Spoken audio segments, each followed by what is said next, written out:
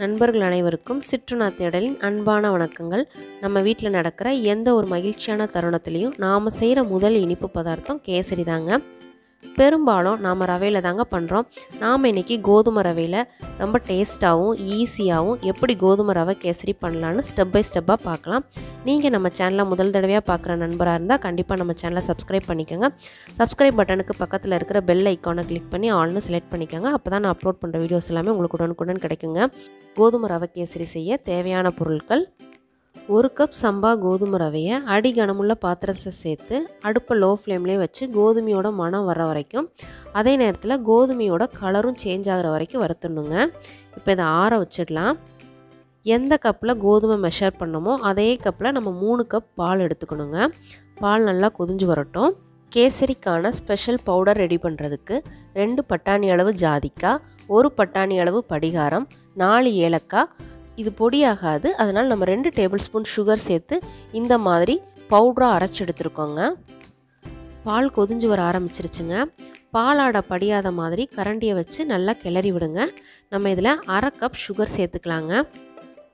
Sugar எல்லாமே நல்லா கரைச்சி விட்டுடுங்க. வறுத்து வச்சுருக்கிற சம்பா கோதுமை ரவையை இதில் சேர்த்துடலாம். ஃப்ரெஷர்ஸாக இருந்தால் கண்டிப்பாக அடுப்பை லோ ஃப்ளேம்லேயே வச்சு கொஞ்சம் கொஞ்சமாக சேருங்க. இதை ஒரு மூடி போட்டு மூடி வச்சிடலாம். கோதுமையும் நல்லா வேகணும், அதே நேரத்தில் பாலும் நல்லா வத்திடணுங்க. பாகு காய்ச்சறதுக்கு 1/2 கப் நாட்டு சக்கரை, 1/4 கிளாஸ் தண்ணி சேர்த்து பாகு காய்ச்சி வடித்து எடுத்துருக்கேன். இப்போ பாலில் கோதுமை நல்லா வெந்து வருதுங்க. அப்பப்போ கரண்டியை வச்சு நல்லா கிளறி விடணும். அப்போ தான் நம்மளுக்கு அடி பிடிக்காமல் இருக்குங்க. கோதுமை பாலில் வெந்து சாஃப்ட் ஆகிடுச்சுங்க. காய்ச்சி வச்சுருக்கிற பாகை சேர்த்து கிளறி அடுப்பை லோ ஃப்ளேம்லேயே வச்சு 2 மினிட்ஸ் வரைக்கும் வேக வைக்க போகிறோங்க. அப்போ தான் பாகு கோதுமை ரவையில் பிடிச்சி நல்ல தித்திப்பான சுவையை கொடுக்கும். 60 ml நெய் சேர்த்துக்க போகிறோங்க. பாதி இப்போ சேர்த்துக்க போகிறோம், பாதி முந்திரி பருப்பு வறுத்தெடுத்ததுக்கப்புறம் சேர்த்துக்க போகிறோங்க. பொடிச்சு வச்சுருக்கிற பவுடரை சேர்த்து ஒரு கிளறிடலாம். எந்த ஒரு ஆர்டிஃபிஷியலான பவுடரும் சேர்க்காமல் நம்மளோட சூப்பரான கேசரி ரெடி ஆயிடுச்சுங்க. இது ஒரு மூடி போட்டு மூடி 10 மினிட்ஸ் வரைக்கும் நம்ம அப்படியே வச்சிடலாங்க. அப்போ தான் நம்மளுக்கு உதிரி உதிரியாக கிடைக்கும்.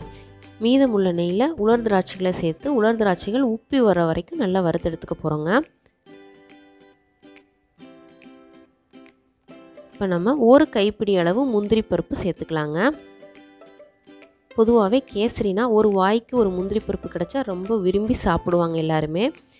முந்திரி உலர் திராட்சைகள் சேர்த்து ஒரு கிளறி வீட்டில் இருக்கவங்களுக்கு ரொம்ப சூப்பராக பரிமாறலாம். இதே அளவுகளில் கோதுமை ரவை கேசரியை செஞ்சு பார்த்துட்டு எப்படி இருந்துச்சுன்னு எனக்கு கமெண்ட் பாக்ஸில் சொல்லுங்கள். நம்ம வீடியோ பிடிச்சிருந்தால் லைக் பண்ணுங்கள், ஷேர் பண்ணுங்கள், நம்ம சேனலை சப்ஸ்கிரைப் பண்ணுங்கள். சிறு உலாவோடு தொடரட்டும் சிற்றுணாவின் சுவைப்பயணம். நன்றி, வணக்கம்.